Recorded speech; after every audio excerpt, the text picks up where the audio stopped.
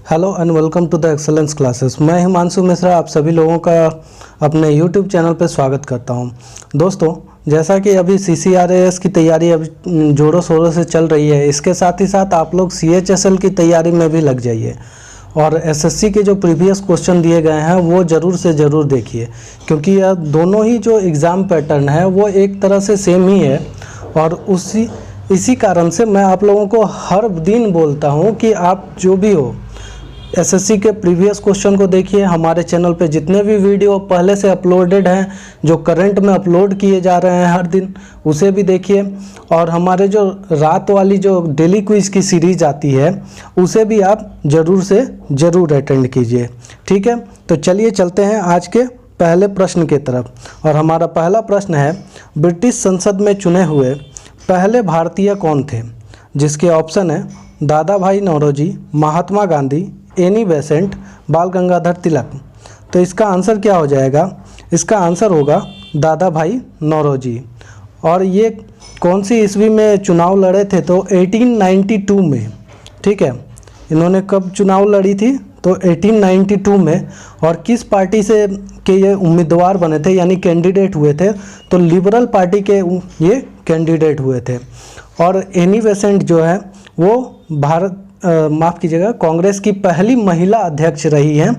और ये 1917 जो कि कोलकाता का एक अधिवेशन हुआ था, कांग्रेस का कोलकाता अधिवेशन हुआ था, उसी की अध्यक्षता की थी।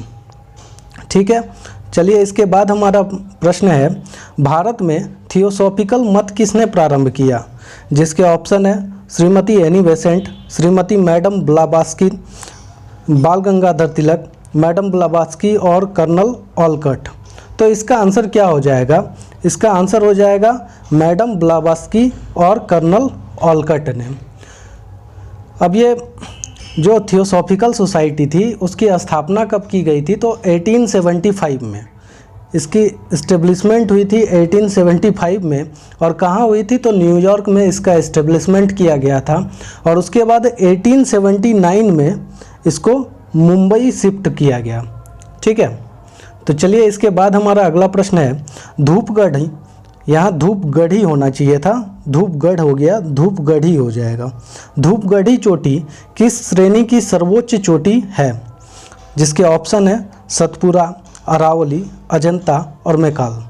तो इसका आंसर क्या हो जाएगा? इसका आंसर हो जाएगा सतपुरा। और यह जो धूपगढ़ी चोटी है यह कहाँ है? तो यह पंचमढ़ी में स्थित है। और सतपुरा श्रेणी का जो विस्तार है, यानी उसका जो फैलाव है, कहाँ से कहाँ तक का है, तो वो है मध्य प्रदेश से लेके महाराष्ट्र राज्य में। ठीक, और इसका जो इसके नॉर्थ में कौन सी नदी आती है? तो इसके नॉर्थ में नर्मदा नदी आती है और साउथ में ताप्ती नदी बहती है। ठीक है, इसके बाद हमारा अगला प्रश्न है, भारत का सबसे पुराना तेल भंडार कहाँ स्थित है? जिसके ऑप्शन है कोयली, मुंबई हाई, अंकलेश्वर और डिगबोई। तो इसका आंसर क्या हो जाएगा? इसका आंसर हो जाएगा डिगबोई। और डिगबोई कहाँ है? तो आप लोगों को पता होगा कि डिगबोई जो है वो असम में है। और यह ब्रह्मपुत्र घाटी का तेल भंडार है, यानी वहाँ पे जो ज़्यादातर क्षेत्र है वो किस नदी के द्वारा कवर किया गया है? तो वो ब्रह्मपुत्र नदी के द्वारा कवर किया गया है। इसके बाद अंकलेश्वर है, कोयली है, ये दोनों जो है ये किस राज्य में है? तो ये गुजरात राज्य में है। और मुंबई हाई महाराष्ट्र राज्य में है।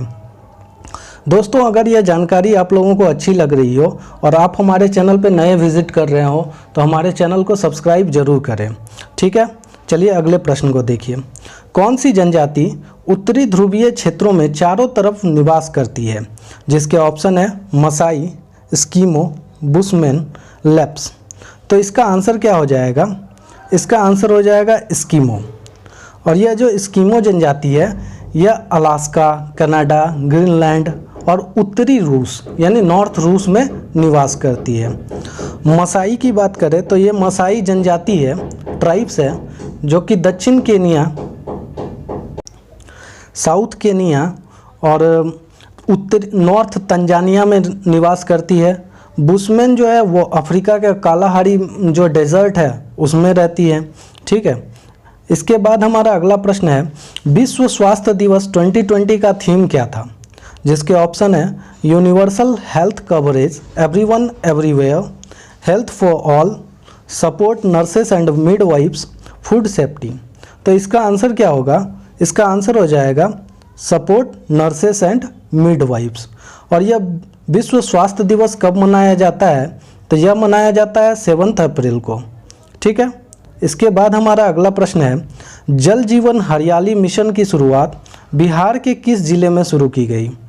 जिसके ऑप्शन है पूर्वी चंपारण, नालंदा, पश्चिमी चंपारण, गया।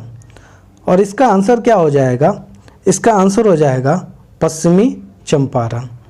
और अभी बिहार की बात करें तो बिहार के सीएम है नीतीश कुमार और गवर्नर है फागू चौहान। ठीक है। इसके बाद हमारा अगला प्रश्न है, भारत का पहला पैदल सेना संग्रहालय कहाँ खोला जाएगा? जिसके ऑप्शन है वाराणसी, इंदौर, भुवनेश्वर, देहरादून। तो इसका आंसर क्या हो जाएगा? इसका आंसर हो जाएगा इंदौर। इंदौर के महू में इसकी स्थापना की जाएगी, यानी कि यह संग्रहालय खोला जाएगा। और इसमें 1747 से लेके 2020 तक का जितना भी गौरवशाली इतिहास है उसको दिखाया जाएगा।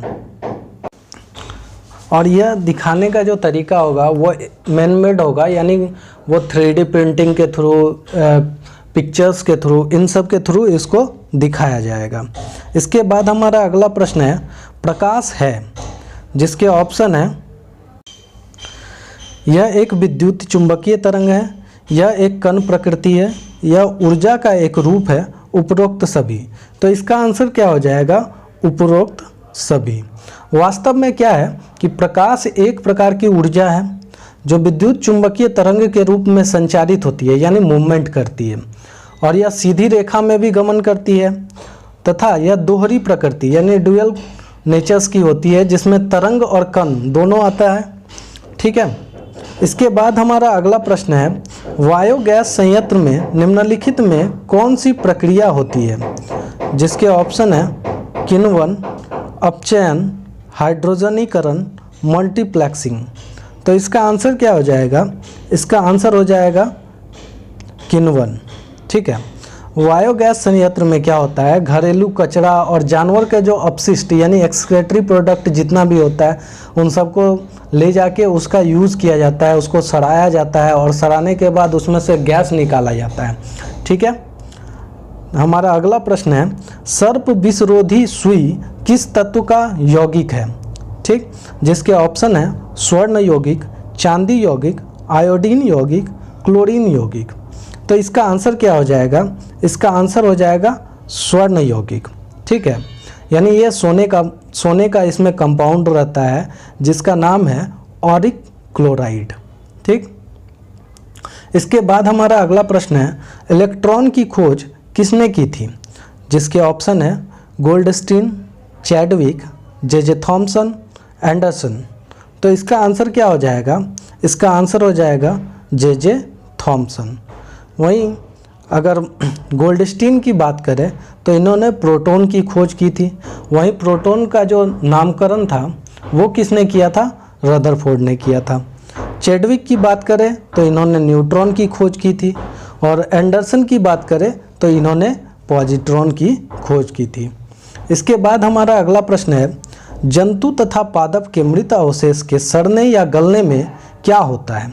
जिसके ऑप्शन है भौतिक परिवर्तन, रासायनिक परिवर्तन, किण्वन, बी एवं सी दोनों। तो इसका आंसर क्या हो जाएगा? इसका आंसर हो जाएगा बी एवं सी दोनों। क्योंकि देखिए, जब कोई जंतु सड़ता है तो सड़ने के बाद क्या होता है? वो किण्वन होता है, यानी फर्मेंटेशन होता है। फर्मेंटेशन के थ्रू ही वो सड़ता है और सड़ने के बाद क्या होता है? वो किसी और चीज़ में, यानी कि एक तरह से मट्टी बन जाता है, फर्टिलाइजर्स के रूप में ट्रांसफॉर्म हो जाता है, जिससे हम दोबारा जंतु या पादप को प्राप्त नहीं कर सकते हैं। तो उसमें रासायनिक का प्रोसेस भी हो गया और किण्वन का भी प्रोसेस हो गया।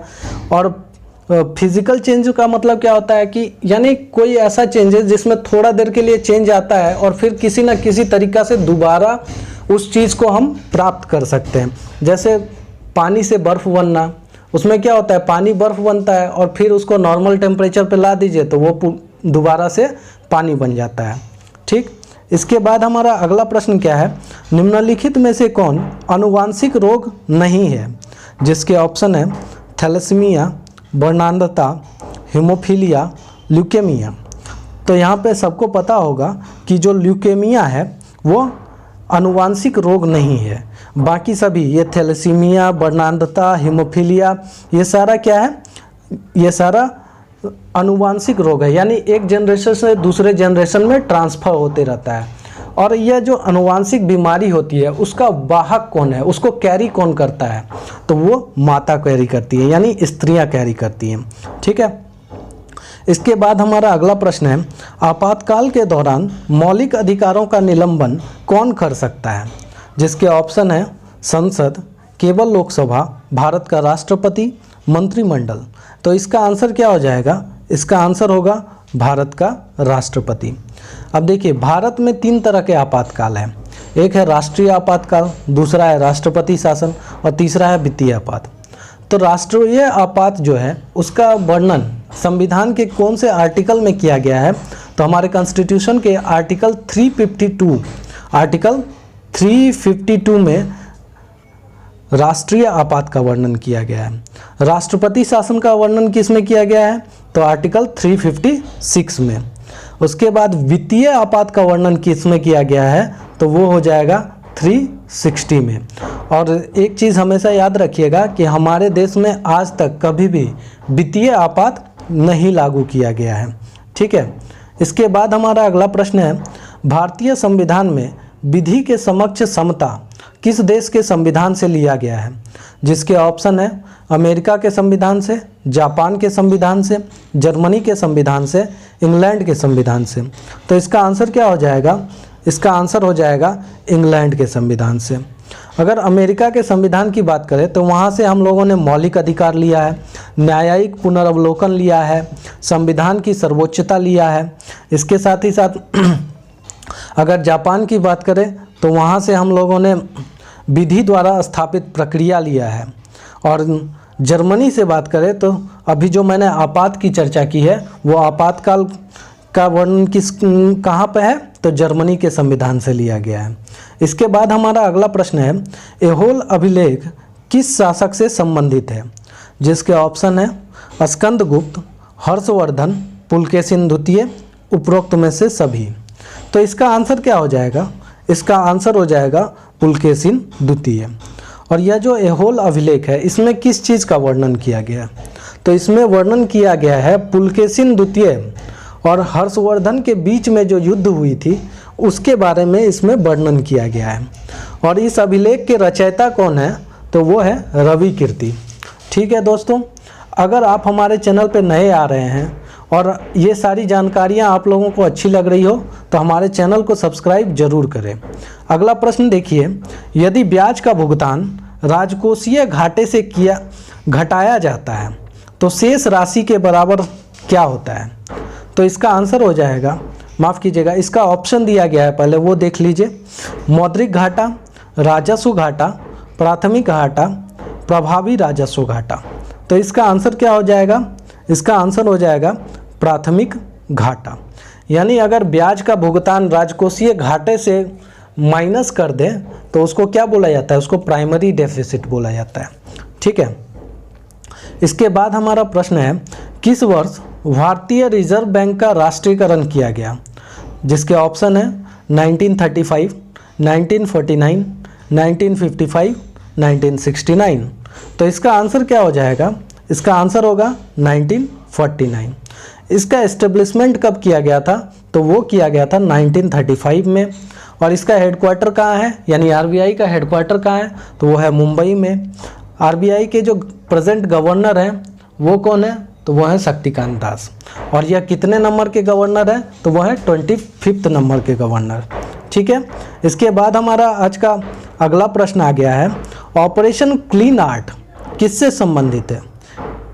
जिसके ऑप्शन है नेवला, खरगोश, बाघ, भेड़। तो इसका आंसर क्या हो जाएगा? इसका आंसर हो जाएगा नेवला से।